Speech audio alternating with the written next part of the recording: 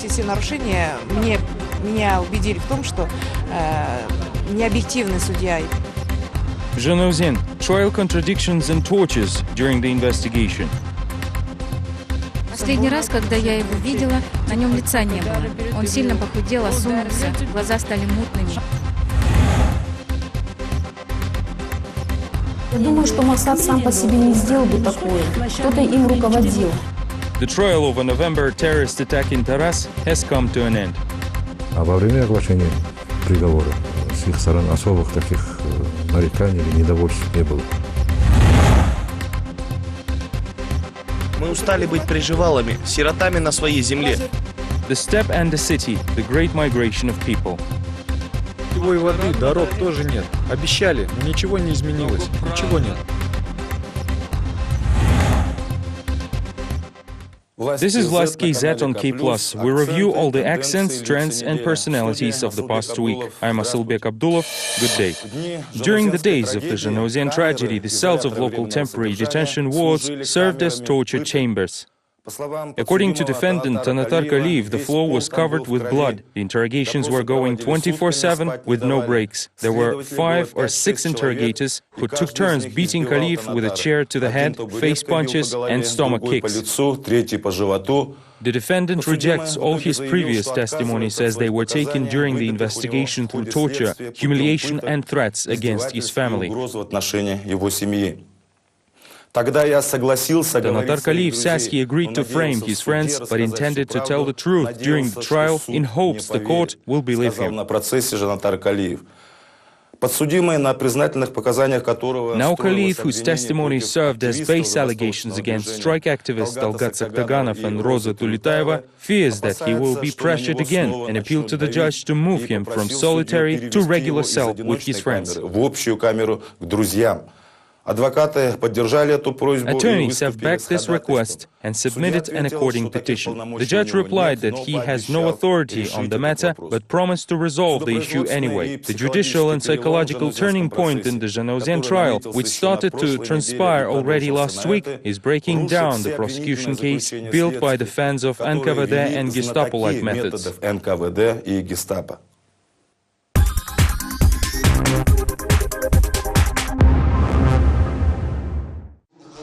The Zhanaozen trial moved into the questioning of defendants submitting the testimonies of witnesses. The decision was taken by the judge Aralbay Nakashibayev despite the protest of the defense. Defendants also claimed that they were subjected to torture during the pre-trial investigation.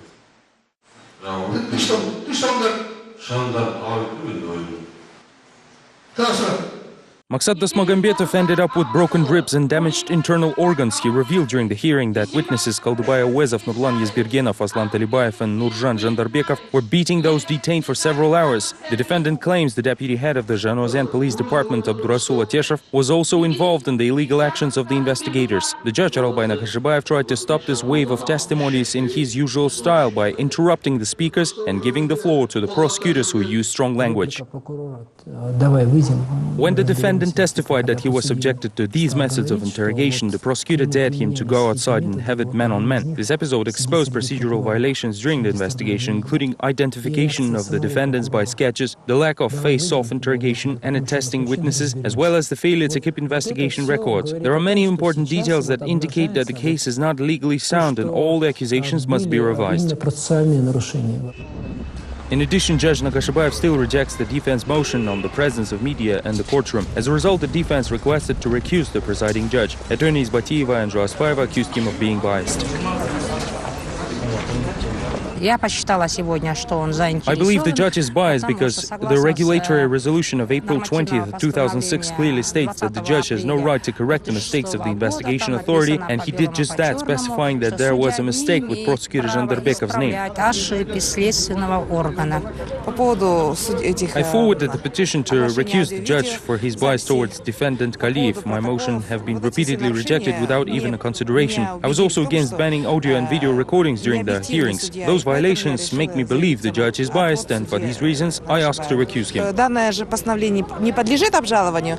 Aktau City Court rejected this motion and ordered to continue the questioning of defendants. One of them, Yasingali Abdrakhmanov, said that he contracted tuberculosis as a result of the investigators' actions. The defendant says the detainees were held in a garage, semi-naked, sprayed with cold water, and then forced to lay down on the wet ground while officers literally jumped on top of them. Abdrakhmanov's attorney was not able to change the measure of restraint despite of the serious diagnosis. Having studied the medical record of the patient, the doctor said that to determine the level of threat to his cellmates and to those who are in the same courtroom, additional testing is required. Only medical examination will tell how serious the condition is. That is why the motion for placing the defendant under house arrest still remains open.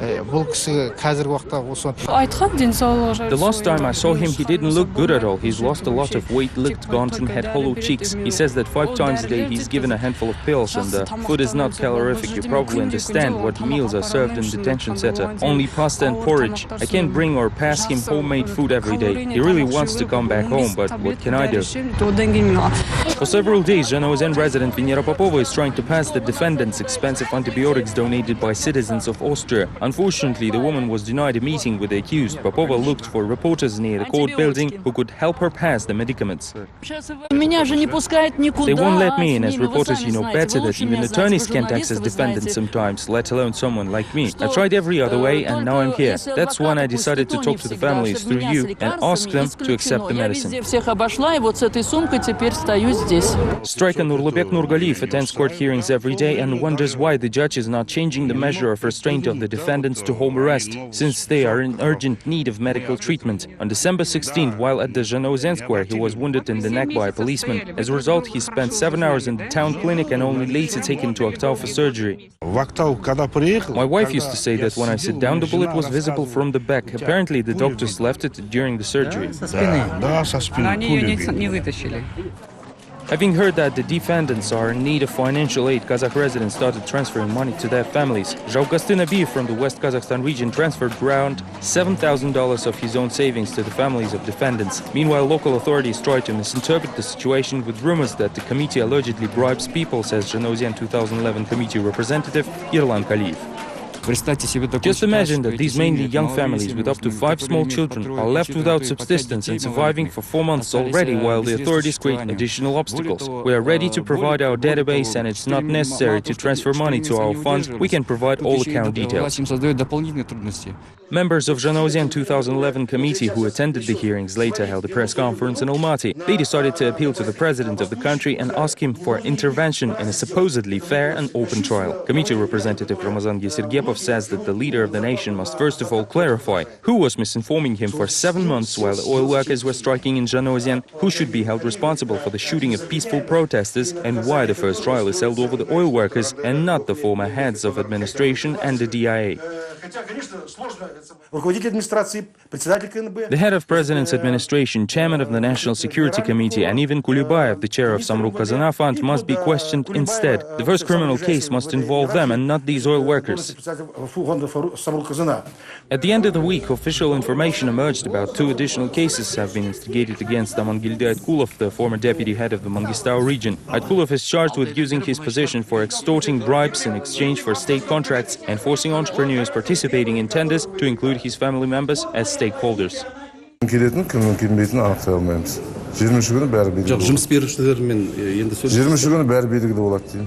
This is footage of Aytkulov during the meeting with strikers in November of 2011. Back then, Aytkulov and former Zhanaozen mayor Orak Sarbapeyev were unable or unwilling to assist the Conciliation Commission. After Zhanaozen events of December 16, Aytkulov and Sarbapeyev were charged with embezzlement of state assets. Процессы идут. Вот сегодня, вот на кассационную получил извещение. Все тут пачками.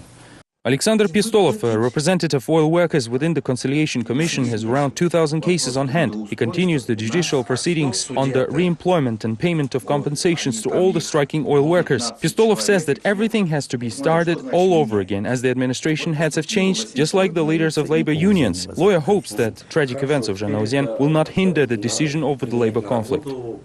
и правительство, и The специальную head of state gave комиссию. his legal evaluation of the situation and said that the demands of oil workers from Mangistau region are justified. I'm trying to force everyone, including the special commission, to follow up on the president's legal evaluation. They have no other choice really, and the settlement talks are underway. Не прекращаются. От своих показаний, данных в ходе предварительного следствия, Defendant отказался и Shabdol подсудимый Utkilov also withdrew Utkilov. his previous testimonies collected during the pre-trial investigation. He claims that he was tortured by the head of the Zhanaozen temporary detention ward and for other investigators. They put a plastic bag on his head, almost suffocating the man and blacking him out in the process. И душили пакетом снова. The memories of the defendants regarding the Nazi tactics of the policemen are confirmed by journalists who reported during initial days of the investigation about the isolator walls covered with blood. In fact, one person actually died of torture in the temporary isolation ward of the local police department. The official victim list of Zhanaozen events, which consists of 16 people, ends with Bazarbay Kinzhibayev, a Kazılsay village resident. He had nothing to do with the strike of oil workers and came to Zhanaozen on December 16th to visit his daughter in the maternity hospital. The man was then arrested and put into detention ward, returning back home heavily beaten on December 18th. He died 2 days later due to his injuries. Через 2 дня скончался от ран. But before passing away, Kinzhibayev told about the police brutality practiced in Zhanaozen isolation wards to the reporter of Russian Novaya Gazeta newspaper Elena Kostyuchenko. Двух молодых парней потом забрала скорая. Apart from me, there were 30 detained people in the bus. When we reached the police depot, we were met by the detachment of special forces fighters and they were beating us too. We were told to completely undress and throw our belongings in the corridor. Policemen confiscated our money and cell phones. We were put in the temporary detention cells, 23 people in one cell, 3 by 4 meters. Majority of detained were from 16 to 18 years of age. There were very few elders. 2 guys were taken to the ambulance. Policemen broke their hands and they were also heavily beaten. I'm not sure whether they survived. When we entered, we were ordered to lay face down. About 30 fighters of the special forces entered and started beating us all over again, to the head, back, everywhere. There was no space and they were literally walking on us. I was ordered to lay face down and they stepped on my head to bust my face up. Then they took me for an interrogation. They were interrogating us on the 3rd floor, but prior they allowed me to put my underwear on. Fighters were on both sides of the stairs.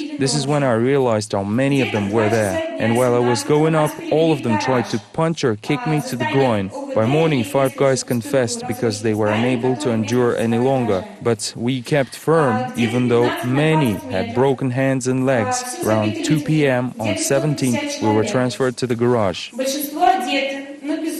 Behind the police building there are several empty, half-destroyed premises, which they call garages. Around 50 to 20 meters place was stuffed with people, around 150 of them. Most of them dressed but had no shoes, and many without shirts. No windows, no floor, only sand which was poured with water so it is damp. I want to remind that it was about -3°C and strong wind. The young people were poured with water. Near the garage we were ordered to sit, squat and keep our hands behind our heads. I spent 3 hours in the garage. Then they came and named my home village and asked who is from where. I replied, I was taken away to the police building again and they ordered me to dress up. Then I realized that it was my relative from the side of my daughter's husband. He is a cop. He took me out and was able to negotiate my release. As I mentioned, I was ordered to dress, but I was unable to find my clothes, so I randomly took a shirt, sweater and a coat, and I was released. I thought I would not make it home. I was walking slow. I was yet again stopped by the police patrol. I said that I was just released from the police. I was all in blood and they believed me. For 2 days I was spitting blood. Now it stopped, but I still urinate with blood. These were the words that I have written down. 2 days later, he died.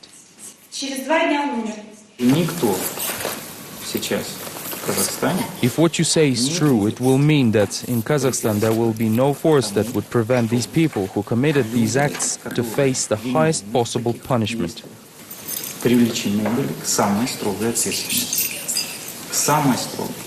Шектен бәрін жарып жіберген, басына сотрясение бас деген мынандай болып тұр, қамық мынандай болып бүйтіп. Басында, сосын ішінде деді ғой. Ол басқа бет ауыздары мына қуық дегеннің ол тіпті ол көзі жоқ.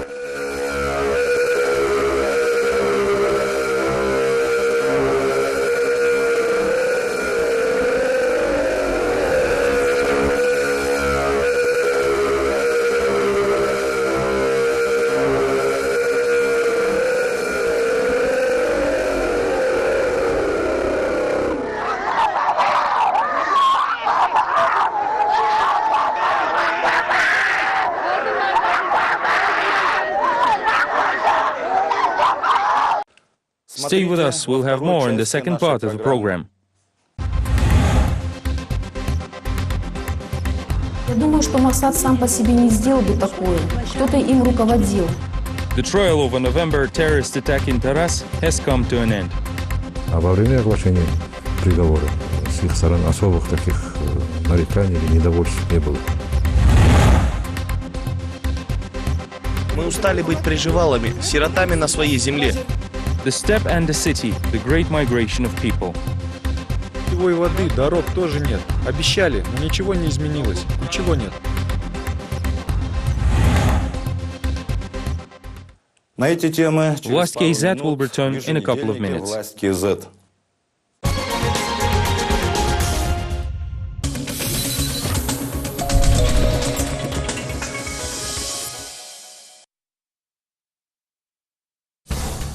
Главные события в Казахстане.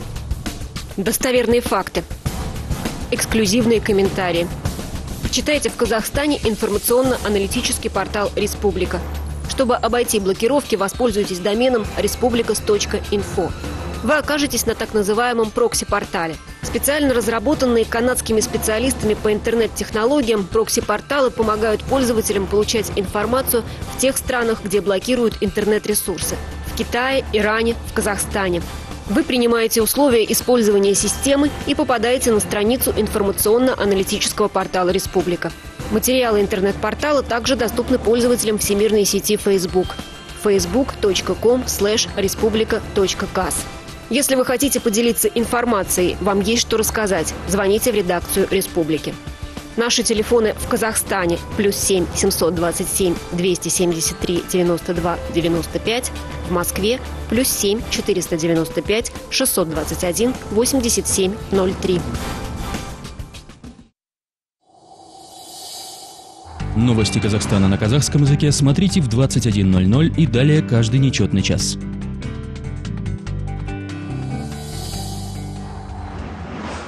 Новости Казахстана на русском языке в 22:00 и далее каждый четный час. Новости Казахстана на английском языке смотрите в 16:30, 17:30, 18:30 и 19:30 со вторника по субботу. Время Астаны.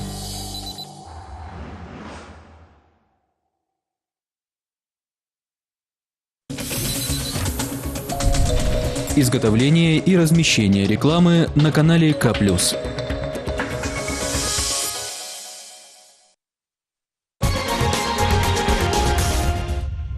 От 5 лет колонии до 5 years to пожизненного life. лишения This was the свободы, verdict for говорили 5 members of a terrorist cell responsible for Maksat Kariyev's suicide bombing. According to the investigation, the leader of the criminal group was a 35-year-old Bahadjan Japarov, now sentenced to life in prison. Он получил пожизненный срок. В результате теракта 12 As a result of a terrorist attack on November 12, 2011 in Taras, 8 people died, including 5 policemen. Maksat Kariyev was revealed by the investigation as jihad follower. The alleged accomplices were arrested soon after. The closed trial lasted for 2 months and was largely ignored by the general public, likely due to the far more resonant Zhanaozen events. разве что родных и близких подсудимых.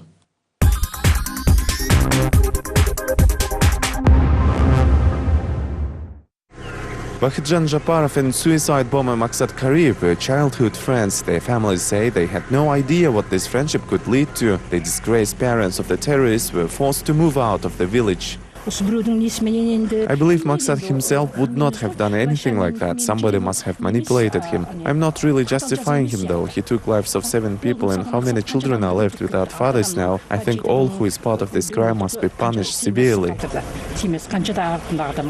Everybody knows Bahadjan and Maksat in Kainda village where they grew up. Fellow villagers still can't believe what has happened. They are sure that the men could not have done that on their own. I cannot blame them. They were unlikely to commit such a crime on their own. Someone had manipulated them into that. It all happened because there aren't any jobs here. Everyone is leaving for the city. This is all due to unemployment. We heard that they became religious. There are many religious groups nowadays. Even if the court made a wrong verdict, their punishment is to come in the afterlife.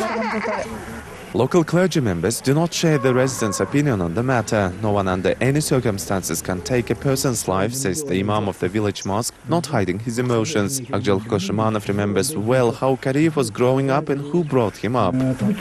He was brought up by his grandmother as he was a street boy, and now we cannot look in the eyes of other people because of him. No one has the right to kill other people. I don't know what kind of religion is that which allows doing that.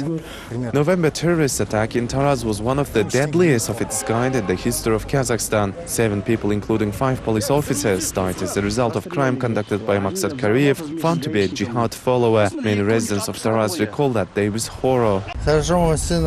I'm happy my son survived. It happened because he was walking behind and he says he was pushed away right there.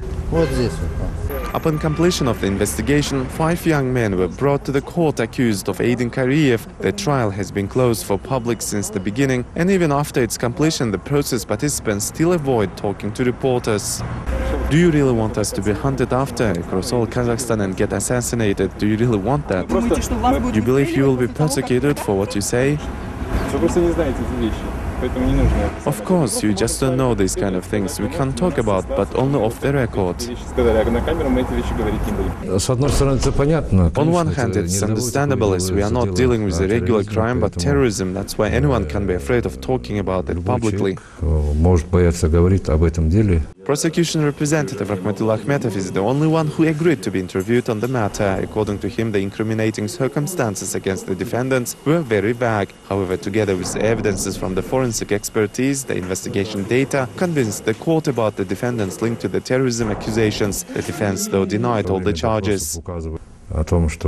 During the examination, they all claimed that they were pressured by investigators, but we have checked all the video recordings of the interrogations, all of which went under normal circumstances in attorney's presence. Surprisingly, no one objected when the final verdict was announced.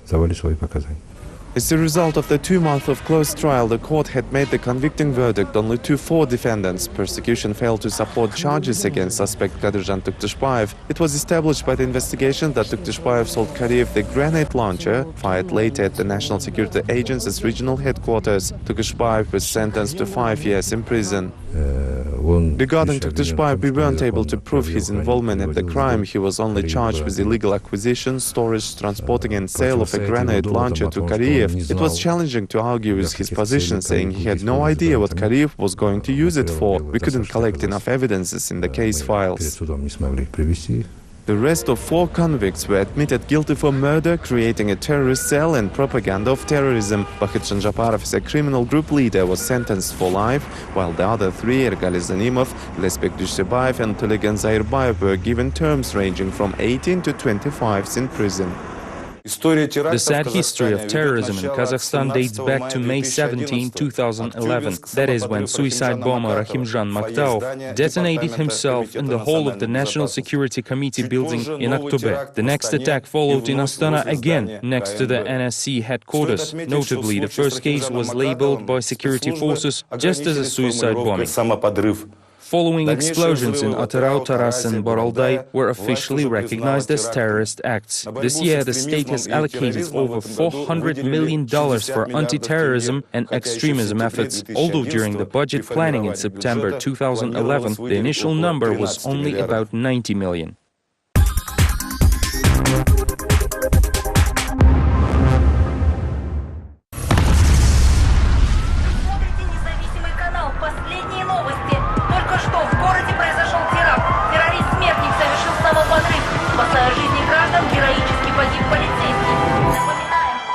The plot of this anti-terrorism PCA is based on the tragic events in Taraz. All the state TV channels had broadcast the video last week. This way, the creators of the 1.5-minute short laid the foundation for the large-scale information campaign against terrorism in Kazakhstan.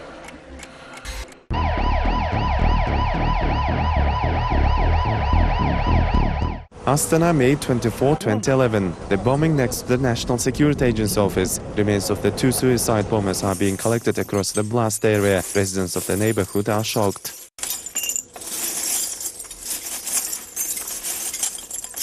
Just a week prior to this incident, another explosion took place next to the October branch of the National Security Agency building. The act of the first Kazakh suicide bomber Rahimjan Makatov is considered a starting point for extremism in modern Kazakhstan's history.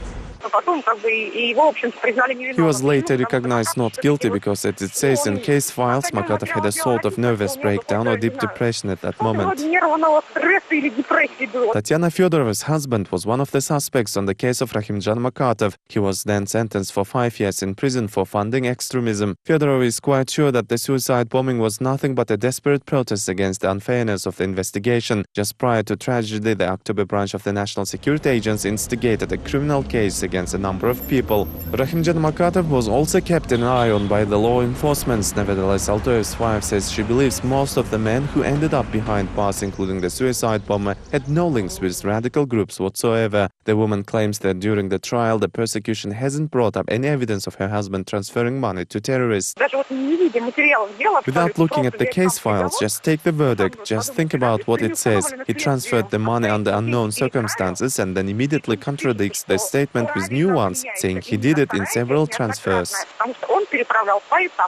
Almost all families of men convicted for terrorism believe their cases have been fabricated. However, it appears impossible to assess the fairness of the trial because it was closed for public. This is the general practice for all terrorism trials. And this was the case with the hearing involving survivors of the special operation in the Aktyubinsk region and with terrorist accomplices process in Taras. At the moment, a closed trial over another terrorism case involving 47 suspects is underway in Atirau. The limited official statements reveal only ages of the defendants, which vary from 21 to 32. It's quite predictable what kind of verdict the court is going to make in cases like this. Another verdict remained in force this week, 12 years in prison for the well-known Professor Sayat Ibraev. A year ago, the court had admitted him guilty of extremism for creating an organized crime group and inciting religious hatred. This is a total absurd, and I consider it a paradox of authorities' theories. I think today the authorities are discrediting themselves by inventing alleged terrorists and organized crime groups.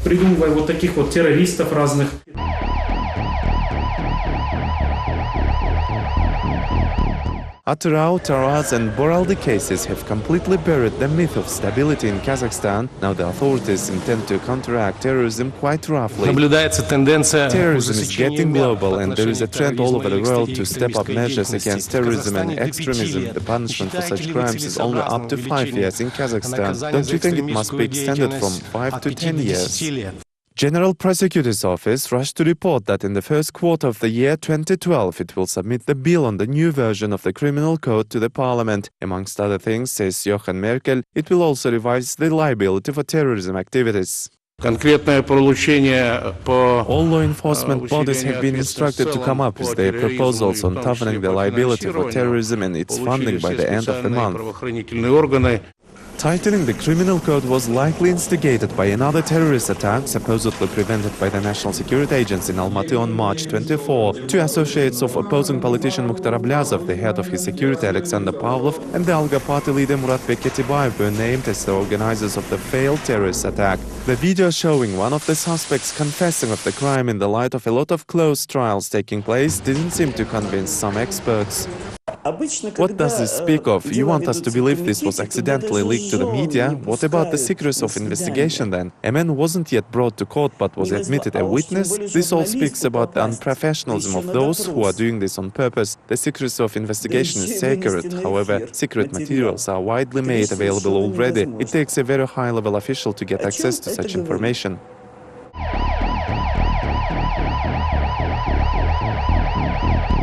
An unprecedented amount of over $400 million Kazakhstan authorities have allocated this year for combating extremism and terrorism, a major part of the money though believed to be spent on the so-called preventive measures. The religious groups who call to arms and ask to fight for their beliefs actually distract people from their assault. This often leads to people engaging in politics and fighting for power. The thematic roundtable held at the Astana Humanities College addressed the issues of how to handle the dissemination of extremist teachings and values amongst young people. Clergy representatives call upon students not to get involved with non-traditional religious organizations. Young people participating in the event seem to be obviously bored while listening to unoriginal speeches and reports, but this is exactly the way millions of dollars from the state budget are being spent on counter-terrorism efforts of the government. Concluding our program is a story about the decay of Kazakh rural culture and internal migration to cities, what some call urbanization. Unfortunately, in Kazakhstan, just as was the case with developing countries of Latin America and Southeast Asia, we're dealing with a false urbanization, the process in which the rapid growth of urban population is not accompanied by a corresponding increase in the number of labor opportunities. In the cities, the rural migrants join the army of unemployed, while the housing problems lead to increasing number of squat camps and unauthorized suburbs lacking any amenities. The Shanra case showed that people are desperate in search of a better life, but there is nowhere to retreat, as only half-destroyed villages are left behind.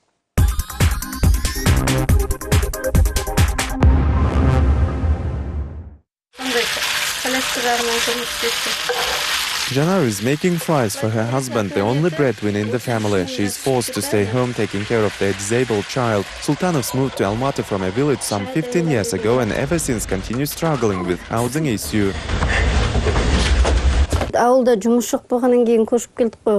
There is no work in the village, that's why we came here. I have 2 children, one of which is disabled. Would we have to really come here if life was good in the village? Here my child is entitled to social aid, the hospital services are free. Just last year we were barely able to get on the waiting list for social housing. We have just one dream, to have a flat of our own. This place was built by my youngest brother using wooden doors.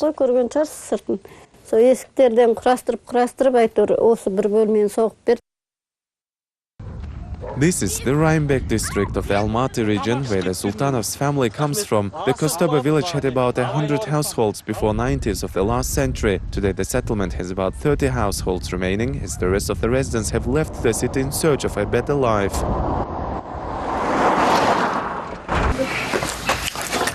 Aitjan Chetibai, an agriculture specialist, has been unemployed for already 14 years. He says that all of his 4 children moved to Almaty in search of better life opportunities. Chetibai handles the household along with his 6-year-old grandson. He says life in the village is fading away because the authorities pay little attention to its problems.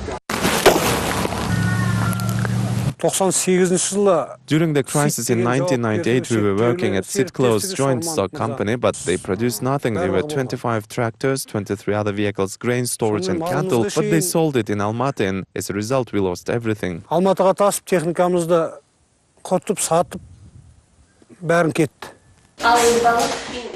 The village school is the only active employing organization in Kostoba. It has only 2 groups, and 1st and 2nd graders study together, while the 3rd and 4th are united into one. The school also has the only telephone available in the village, which was installed in the 50s.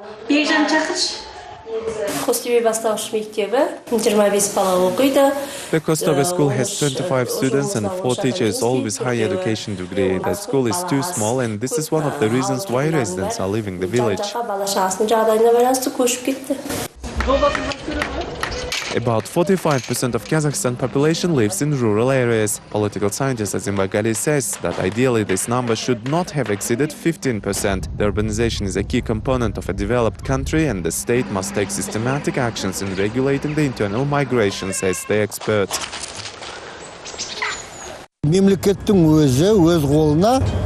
City residents make the nation competitive, and the government should take the urbanization process under its control. If they only create obstacles, it will not lead to anything but corruption. Let as many Kazakhs as possible move in Almaty. Let's take Moscow as an example. Its territory had expanded twice in size because everybody wants to live there. The city offers jobs, education and everything what civilization has to offer. We also shouldn't be concerned about people wanting to be part of the big city life. Unfortunately, so far the program introduced by the ruling party, sending young people with academic degrees to the rural areas, is working in reverse. In Kostoba, for instance, you would be hard-pressed to spot even one of those 16,000 young specialists sent across the country to work in the villages. Young party member Akulbek explains the theory behind the initiative. Программа с дипломом в село актуальна, можно сказать, именно среди правящей партии. There is a demand in the village. There, a young specialist would have no competition. Moreover, it's a good opportunity to gain experience. We must take an advantage of such opportunities. Без развития села, без развития нашего фундамента, основания, мы не сможем далеко пойти. Even 16,000 people is a drop in the sea for Kazakhstan, and it by no means seems to affect the internal migration problem in any way. The systematic state approach is needed to address the issue, which even ordinary people seem to realize. The veteran Dacha settlement located in the outskirts of Almaty is overpopulated with migrants. The reason is quite simple. Villages cannot just afford renting flats in the city itself.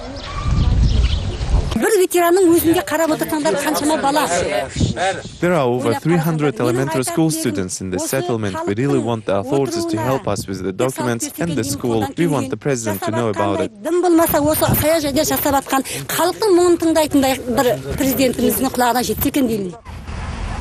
Specialists report that 40,000 villagers move to Almaty annually, but the wild urbanization is mostly ignored by everyone so far. This is a footage of a confrontation in Almaty suburb settlement. Migrant villagers attempted to seize 72 hectares of a barren land, but the police has dispersed the crowd. This is the way city and its authorities are counteracting people's desire for better living conditions.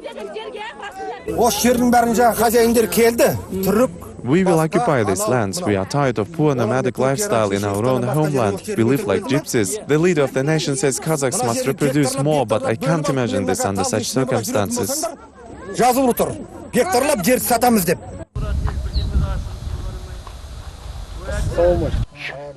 Temir Khan is shepherd with 25 years of experience. He recalls how he used to manage a farm of 500 sheep. He's now a pensioner and looks after a dozen of sheep only. Temir Khan complains that Kostobe has no library and public culture facility, which explains why young people are leaving the village. He also jokingly adds that the state doesn't care about old people, and that's why it doesn't bother about the hospital.